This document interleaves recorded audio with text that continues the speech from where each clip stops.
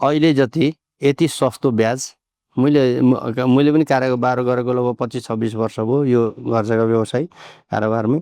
तर यस्तो थाहा थिएन यति कममा लोन ऋण यति चाहिँ के अरे ब्याज यति कम छ होइन। अब जग्गा पनि घटेकै छ। अहिले हजुरले भन्नुभयो जग्गा पनि अब एकदमै घट्यो, एकदम पहिले हाईमा थियो भन्ने कुरा। ल घटेकै बेला त जग्गा लिनु पर्यो नि त।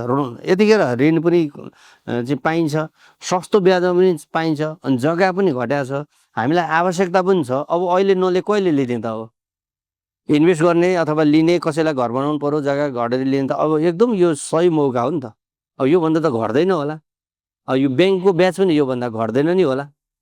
त्यस कारणले गर्दाखेरि म देशभरिका आम जनताहरूलाई, जसलाई चाहिँ म एउटा घडेरी किनेर घर बनाउँछु अथवा म घर बनाउँछु, घर लिन्छु भन्ने चाहिँ नेपाली जनताहरूलाई र हाम्रा विदेशमा रहेका, विदेशमा चाहिँ रोजगारीको लागि जानुभएका र नेपालमै आएर बस्छु भन्ने हाम्रा नेपाली दाजुभाइ दिदीबहिनीहरूलाई चाहिँ यो मौका भनेको एकदम अत्यन्त सुनौलो मौका हो।